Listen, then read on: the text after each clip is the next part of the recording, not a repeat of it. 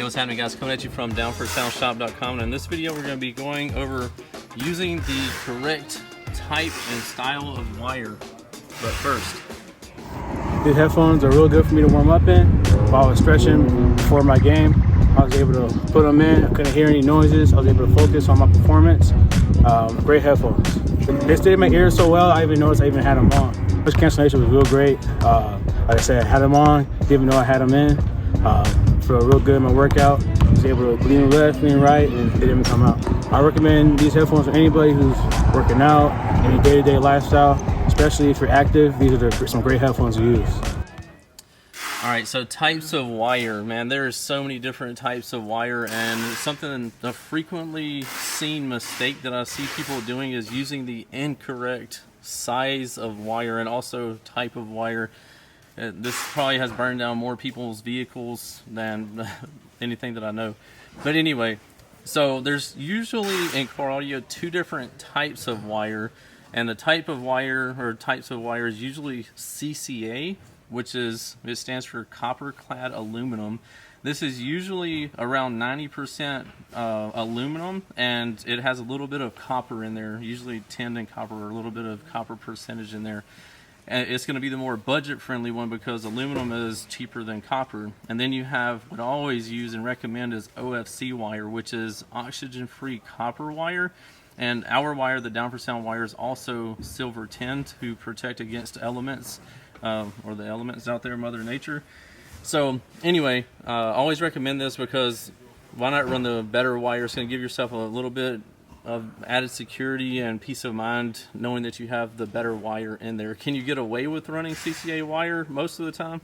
Probably so, but it has something that is known as thermal runaway, and once it starts heating up, it cannot dissipate the heat and get rid of the heat, and it starts getting hotter and hotter and hotter, and it also makes it harder for it to transfer current through it, so that's when it starts running away, where the OFC wire doesn't so much do that. Alright, so these amplifiers you see in front of me right here is one of our most popular combos that we have. We actually have this JP23 and JP234 in a combo on our website, but we often get asked, can I run, as you can see right here, we have proper wire going to it. This is Down for Sound OFC wire. You can see it says 100% OFC. So, and then we're fused on the positive right here. But anyway, it has 0 gauge oxygen-free copper wire going into here. So also, as you can see, it fits in here perfectly. There's no extra room in there. But a lot of times people ask us, since the JP234 is in here, can we just run 4 gauge over here to the JP23? Absolutely not. Don't do this. If an amplifier, if it says on the website, say for instance the JP234 says 4 gauge inputs, use 4 gauge wire. You have, most people, they'll try to run smaller wire for whatever reason. I guess the biggest reason would be it's cheaper to usually run smaller wire, but this never ends well. So if an amplifier has, for instance, 0 gauge power and grounds right here, use 0 gauge power and grounds. Some people are crazy and overdo it. They'll have amplifier inputs right here where you can have dual 0 gauges going into each one of these to make it even more above what it needs. But I mean, it's better that way. You definitely would rather have too much wire going in there than not enough wire. So very important, if your amplifier has a specific size terminal, at least use that size of wire that it's asking for. Don't have a 0 gauge input. Or another question, or another thing that I see a lot of, and I actually had way back in the day, if you've been following me for a long time, you may have seen this, but I had amplifiers that had dual inputs, dual 0 gauge inputs. And this install company, so in amplifier that has dual inputs, you'll have one power and ground for 0 gauge here, and another power and ground for 0 gauge over here. So what they did was they made a jumper from the positive of this terminal to the positive of that terminal. Do not do this. This is not the correct way to install an amplifier, but people will always try to cut corners if they think you're never going to see it. But just know, one day down the road, more than likely, somebody's going to see the install you're doing. It might not be tomorrow, it might not be in a year, but eventually somebody's going to see that install that you think is going to be hidden forever, and the truth's going to come out. So just do it the right way.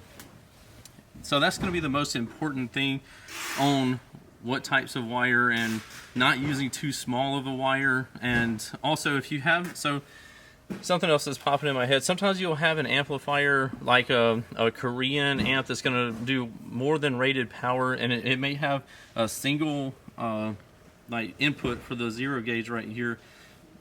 Make sure that you're going to use OFC wire for that, because it's going to be pulling a ton of current through there. If you're using a smaller amplifier, the only time that I would really recommend or okay using CCA wire is if you're using a smaller amplifier that just happens to have oversized terminals. I would probably classify this at like 2,000 watts and down for me personally. So even this amplifier, I would use OFC because we rated it as a JP23, but it actually does 2,700 watts or so. So I would recommend using OFC wire on this one. But if you had an amplifier that was actually doing 2,000 watts or less, you could probably get away with CCA wire on that. But again, it's totally up to you what you're going to do, and y'all are going to do what you're going to do anyway. So this is just my 2 cents, and y'all can take it and use it, or you can throw it in the trash. It doesn't really matter to me. I'm just putting the information out there. Appreciate you joining me on another video here at Down for Sound. If you have any other questions, be sure to ask them below, and I'll try to answer them for you. Don't forget about the Down for Sound difference. Guarantee lowest prices, fastest shipping, best customer service, and we have a ton of different financing options on the website under the financing tab. If you need anything, any personal help, give us a call at 702-701-9800. We'll see you in the next one. Later.